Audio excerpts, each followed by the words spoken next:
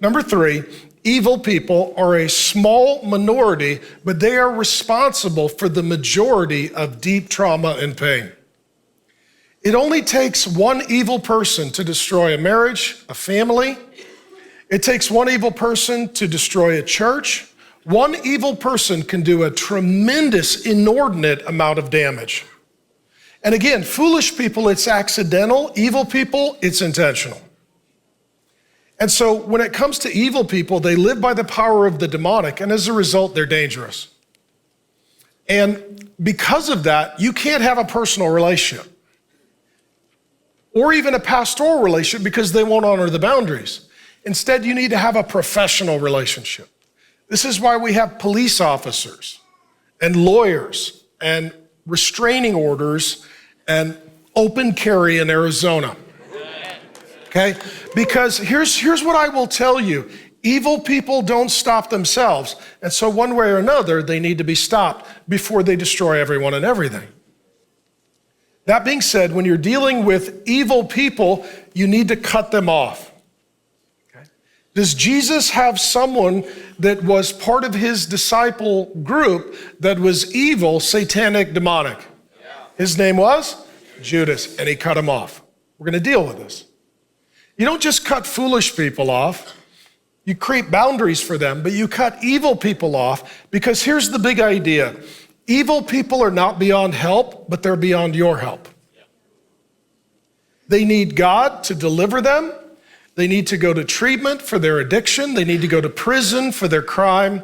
They need to be homeless so that they will change their behavior, hit proverbial rock bottom. They need a probation officer to keep an eye on them. Like, they're not beyond help, but they're beyond your help. This is where they need a professional counselor or a therapist or somebody to just help them figure out what is wrong with them. So when it comes to cutoff, there are 2 ways to have a cutoff. One is you get cut off. 2, you cut them off. It can be an individual or group. Cutoff can be physical. We're not going to be in the same orbit. We're moving house. We're not going to get together. You can't come over for Christmas. No, it can be physical. It can be spiritual.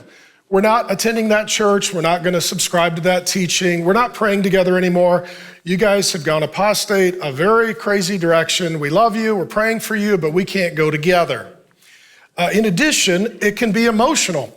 I love you, but I'm out. I'm out of the family group text. I'm out of the family email chain. I'm not having the conversation. You know what, you've got your family, we got our family, we love you, but emotionally, I've got to leave so I can cleave and prioritize our marriage and family. In addition, a cutoff can be, it's oftentimes just relational. This is where we part ways. It also can be financial. I'm not paying your bills anymore. I'm not supporting you. All right, at this point, your bills are your responsibility. And let me say this, sometimes a cutoff has to be technical or technological. This is where, you know what? If you keep leaving screaming voicemails, I'm blocking you. You can't call me anymore.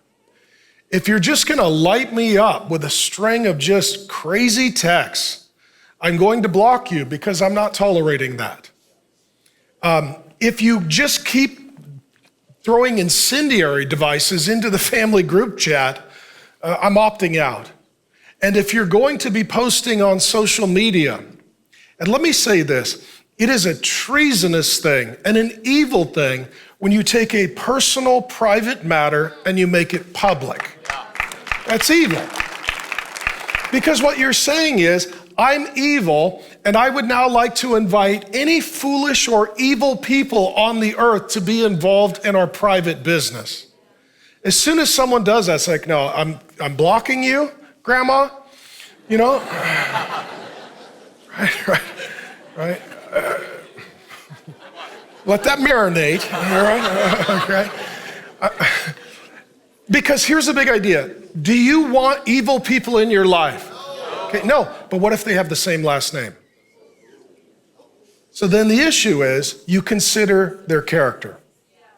We don't allow people close because they have the same last name, but because they live by the same spirit.